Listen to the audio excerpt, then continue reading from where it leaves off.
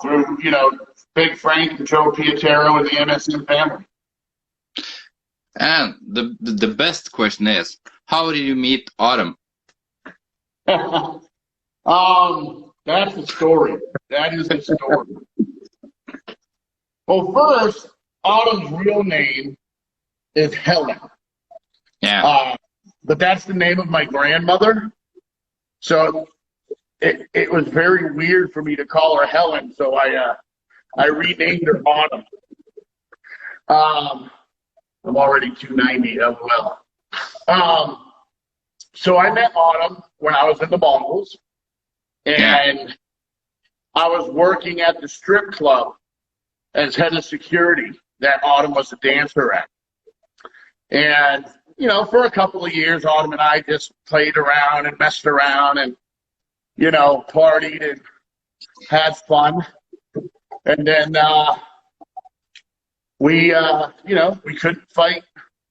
We couldn't fight nature anymore. And I asked her to be with me, and I moved her and her two boys into my house with me and my children. That was 12 years ago. Like any relationship, it's work. It's hard work. Yeah. Autumn is a very dedicated woman. When I first met Autumn, everybody thinks Autumn was a small person, is a small lady. Yeah. When I met Autumn, she was almost 200 pounds. And then when she competed at the APL World Championships last year, she got all the way down to 117 pounds. For those of you guys who didn't know, my wife is a 2-time gold medalist and a 3-time bronze medalist and a world record holder in the APL World Grip Championships. See, Ray, I love your stories. What's up? What's up, everybody? So, kind of a rags to riches story. Autumn went from, a tragic life. Yeah. I won't get into that. That's her story to tell if she wants to tell it. Yeah. But she's a survivor of abuse. I will say that. She was a young mother, having her first kid at 15 years old, having her second kid at 17. No support, no nothing. She did what she had to do, and she raised her babies. I gotta stop, man. I haven't gone over 30 minutes in cardio, and I don't know how long. It's I'm gonna move you over here.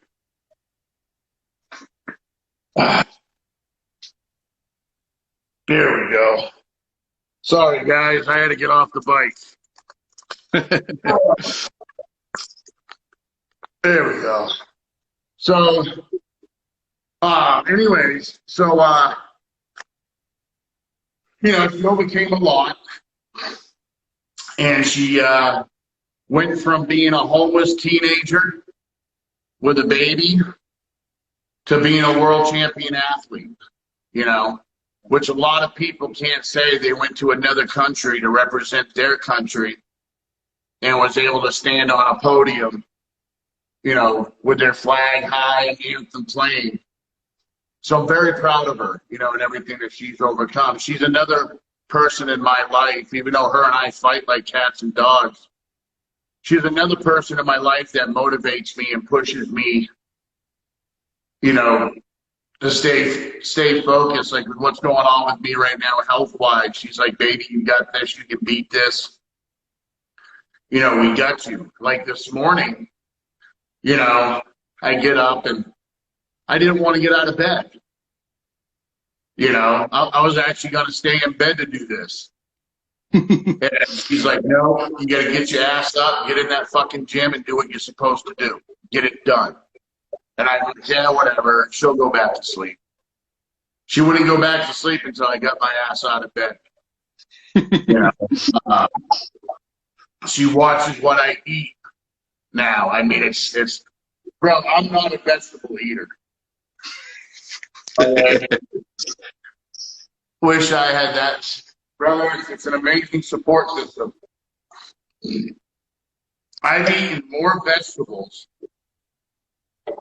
since since I was diagnosed last week than I've eaten in my entire life. It's like Yeah. I'm growing. I've eaten so many carrots. I'm growing carrots out my asshole. I've eaten so many. But that's what's great about having people in your life that love you, that truly want to see you stay around and want to see you successful. Yeah. And that's where I've truly been blessed with the people in my life. Like, my best friend of 30 plus years.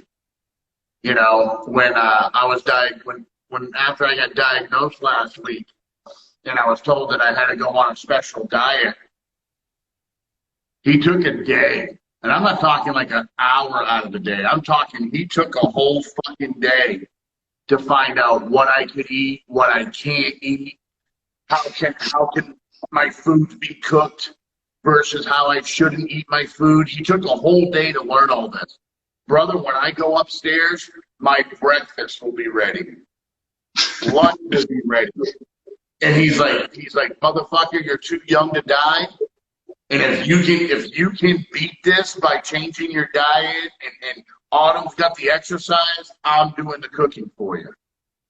I haven't eaten this healthy in God, I don't know how long. My body is going, what the hell are you doing to me? We're starting to feel good. We're not used to feeling good.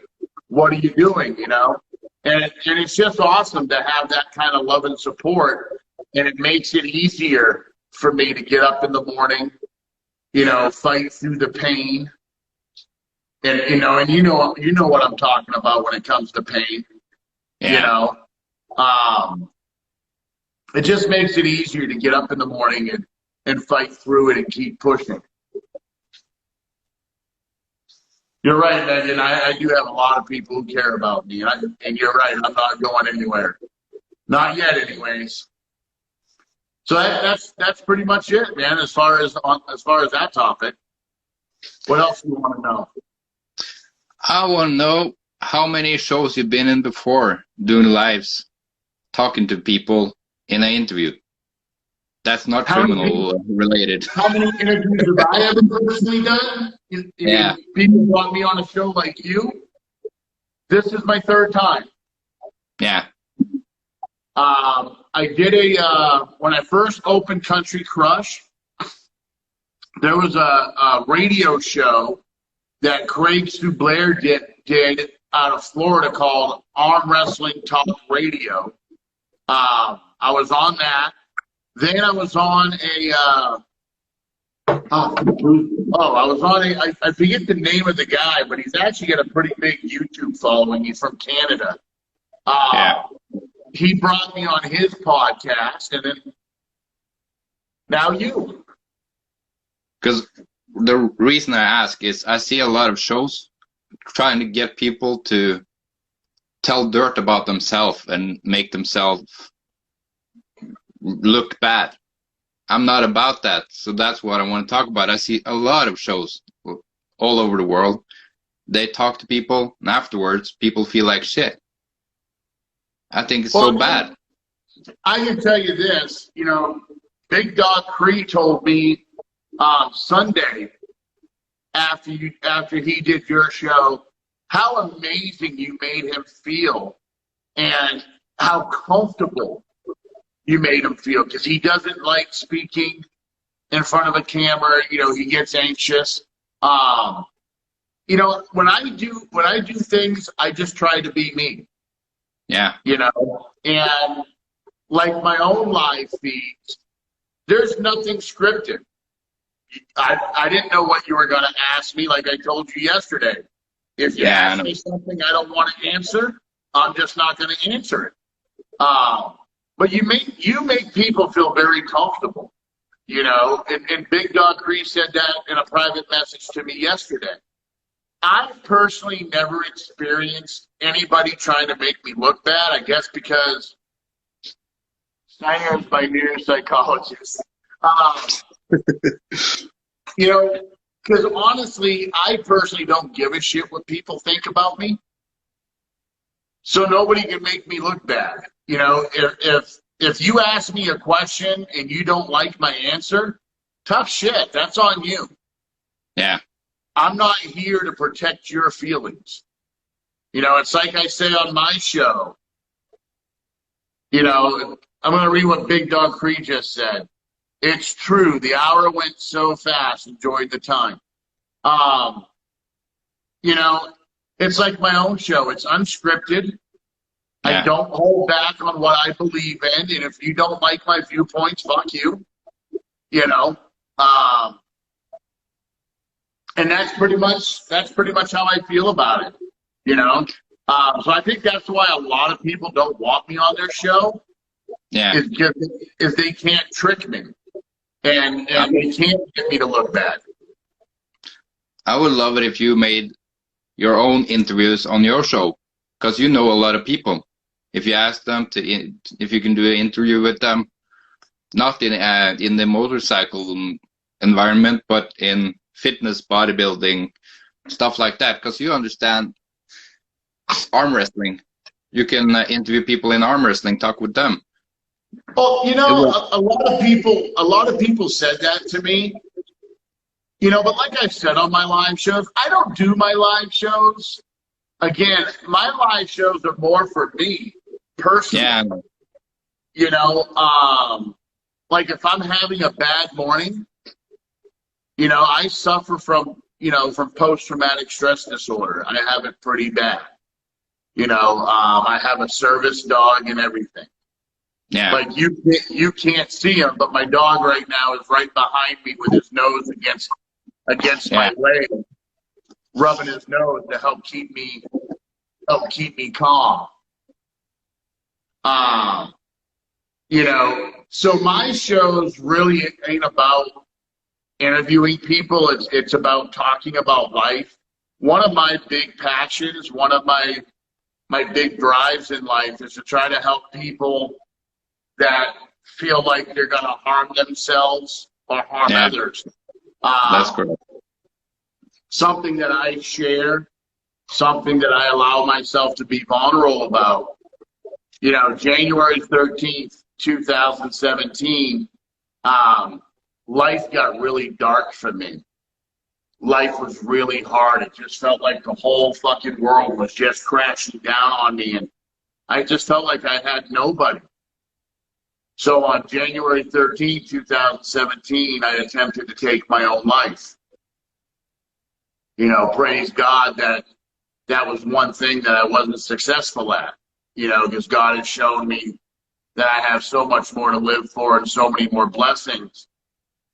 So I understand the pressure people feel when they feel that their only option is to take their life.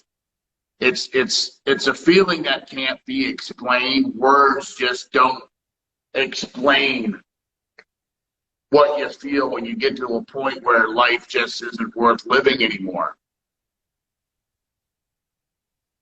I need to start paying you both. You're my personal strengths. Bless you both. Bless you.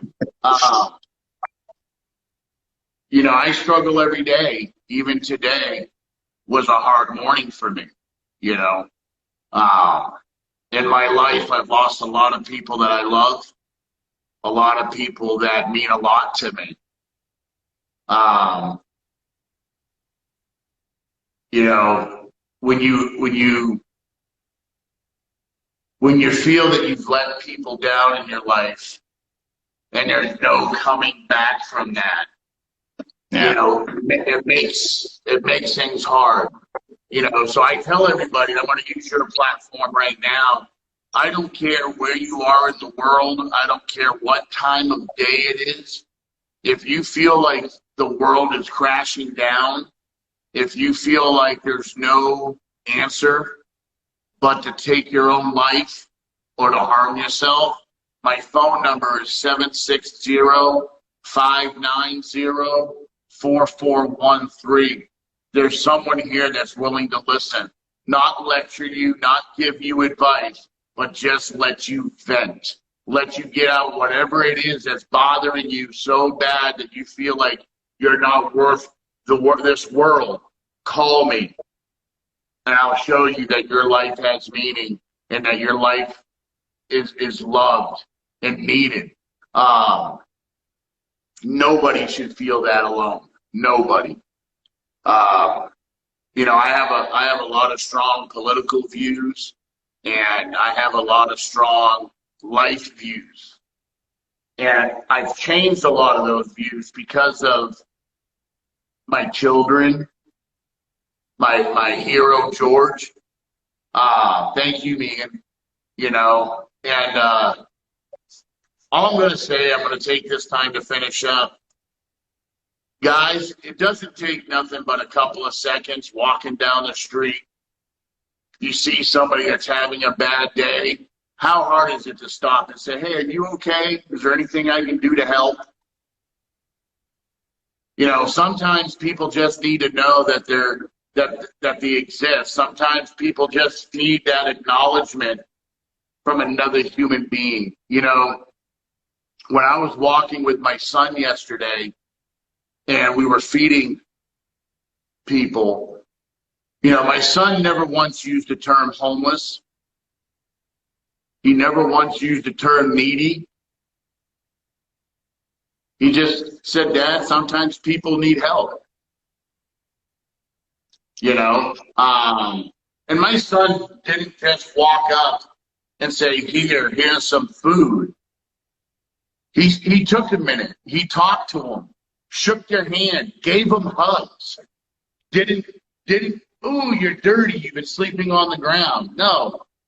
My son treated them the way they should be treated, like human beings that matter, you know? So here's my soapbox. Black lives matter. White lives matter. All lives matter. The shit that's going on in the world today, we need to come together and stop it. You know, it's funny. I know a lot of people were shocked when I didn't take the opportunity that you gave me to talk bad about that person. Yeah. But I'm going to be honest with you. I've been feeling a lot of conviction about what we've been doing and how hard we've been going after him. Yeah. Now, I'm not talking about, you know, stopping the lawsuit or anything like that. But I have to say, I've actually been feeling guilty these past few days coming on and just bashing him over the head. Yeah. You know, and at the same time, I'm sitting here talking about not bullying people, and I've been talking about supporting people, especially people with mental illness. Yeah. You know, so I'm actually going to do something that will probably shock you and probably everybody on here. And I am going to issue a public apology. And yes, I am going to say his name.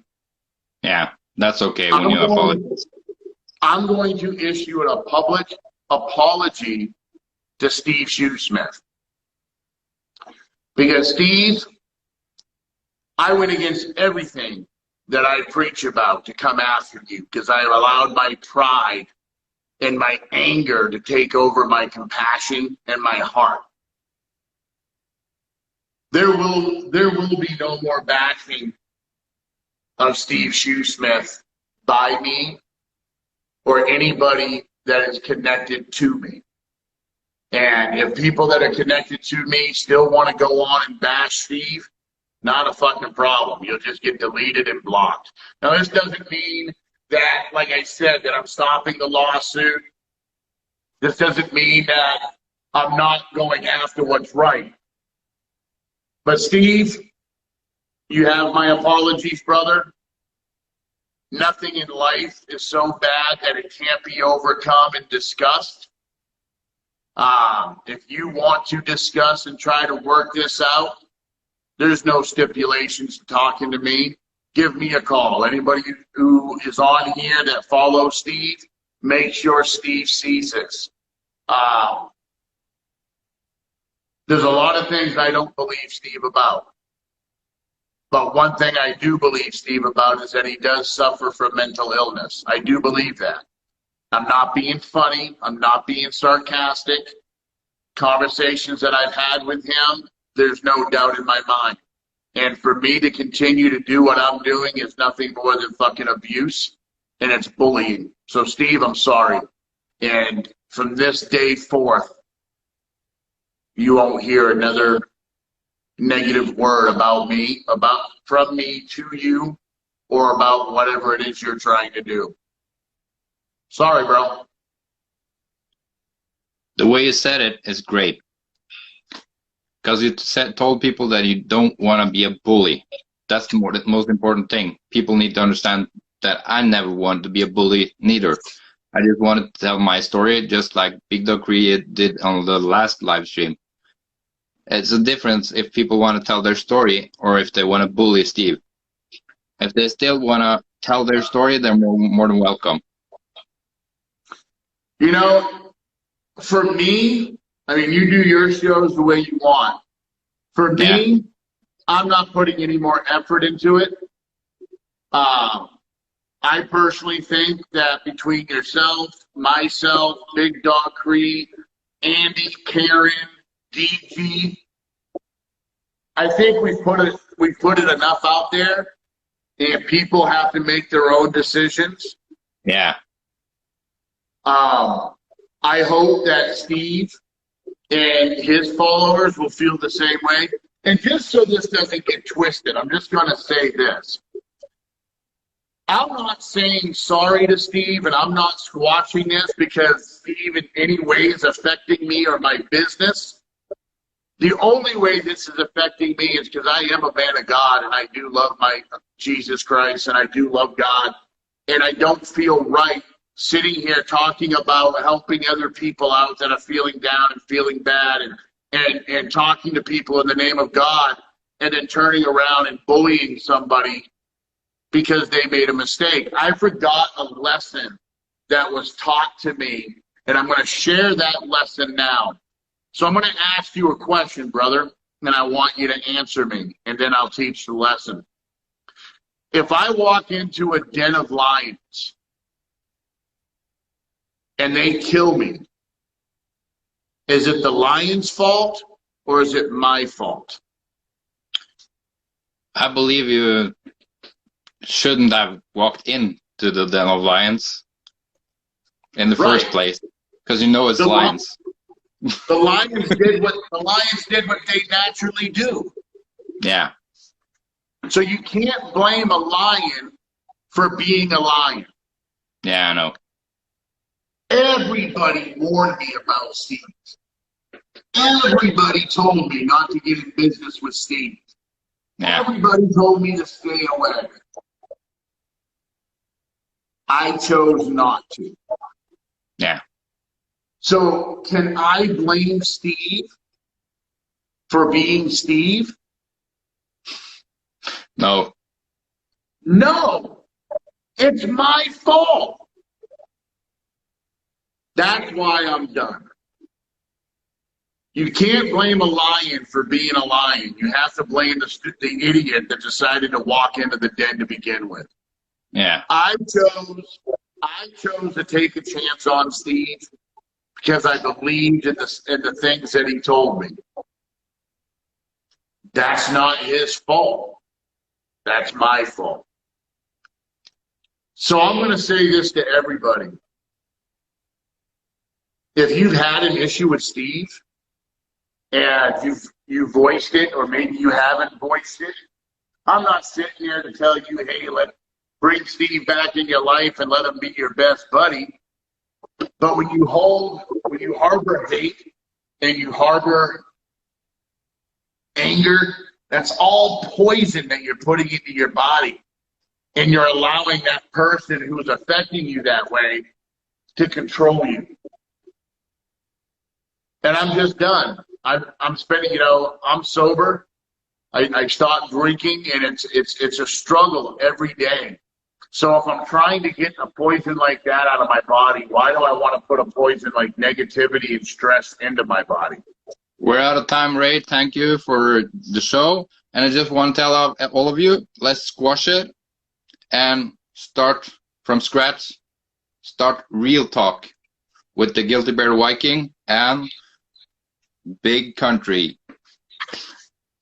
And remember to check out Country Crush handles and Guilty Crew Ltd